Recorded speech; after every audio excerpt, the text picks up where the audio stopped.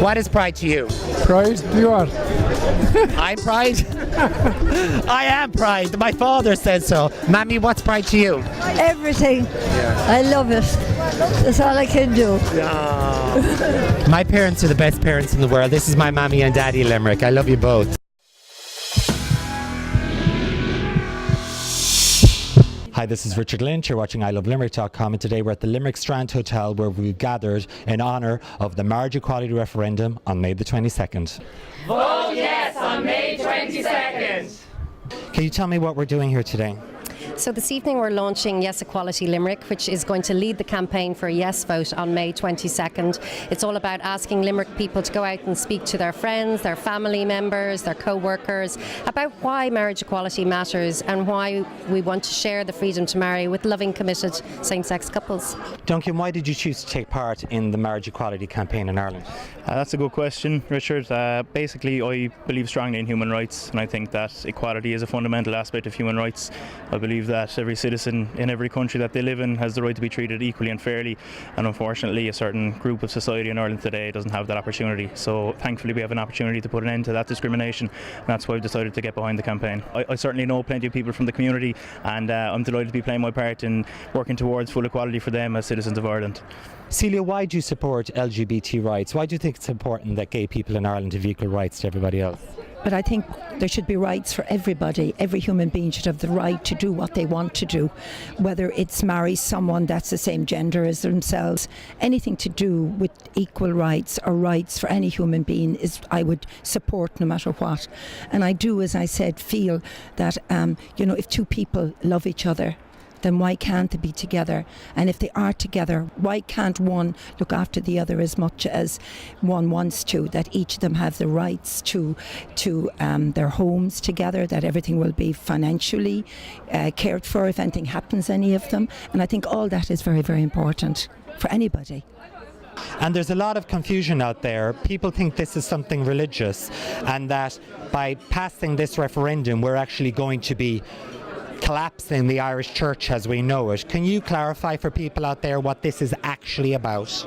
Well, I want to reassure everybody watching that that's not what it's about. It's really just about opening up civil marriage, that's getting married in a registry office, to committed same-sex couples. So it's not about forcing churches to marry same-sex couples unless they want to, in the same way as after divorce was passed, churches weren't obliged to marry people who'd already been married. So it really is only about opening up civil marriage to same-sex couples, and it has nothing to do with the religious sacrament. So you're a member of the LGBT community, and yourself and your partner have a little boy. Is that why you decided to get involved in this campaign?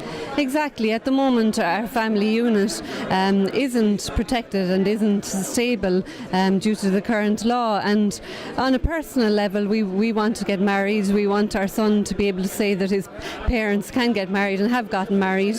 At the moment we can't, and it's just not right, we feel, and we would like the opportunity the same as any other loving couple. We feel the same as any other loving couple and would love the opportunity to be able to get married. How does this law affect your son ultimately? If there was no civil marriage and it never happened in Ireland, what would that mean for your son and his well-being?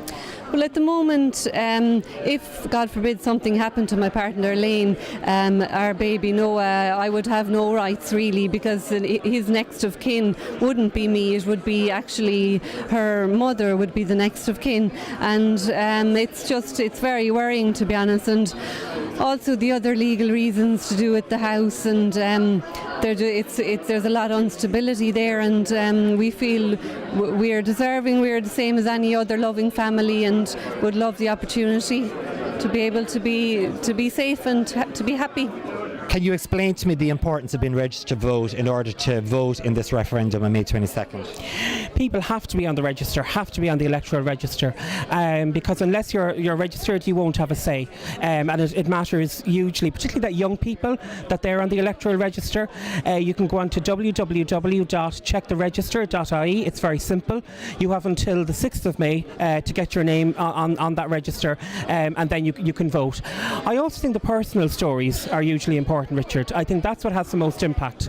This isn't a political referendum. This is about people's lives. lives, it's about their lived experiences, and I think the more that we in the LGBT community, our friends, our parents, our wider circle, we have those conversations, I think that's what will secure the yes vote on the 22nd of May.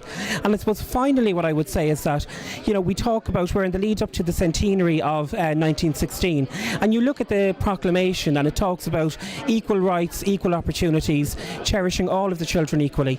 Well, we can play our part, this generation can play our part in helping to realise those values of those true, I suppose, Republican values of equality and fairness, and that will be achieved by voting yes.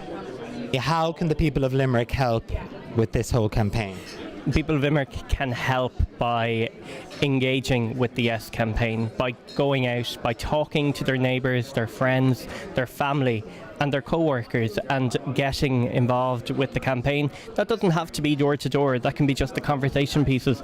Talk to people, engage, find out what their concerns are about the civil marriage referendum, and try and allay some of those fears. And if they don't know some of the answers, ask us, find out, go to yesequality.ie, get the answers, get informed and vote yes on May 22nd.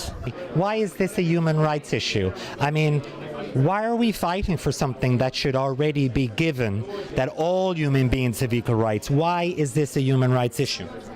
Well, this is something that we've been working on for almost a decade in Ireland. It started with the Zappone and Gilligan case, two Irish citizens who got married in Canada and took their case to the Irish courts to have it recognised. And that was the first time really that Irish people started thinking about or talking about lesbian or gay couples getting married. So Irish society has come on a journey really about thinking about marriage as being just between a man and a woman, to now being able to share that freedom with committed, loving same-sex couples. You know, it's all about love, people. If you're watching out there, please come and support us on May the 22nd. And it's imperative that you're registered to vote. Otherwise, you will not be able to vote on May the 22nd. Please come out and ensure that I can marry the person I love, and that all the people, LGBT people in Ireland, are entitled to do the same. This is Richard Lynch. You're watching ilovelimerick.com. And again, May the 22nd, register to vote, and please come support love and human rights in Ireland. Thank you. Vote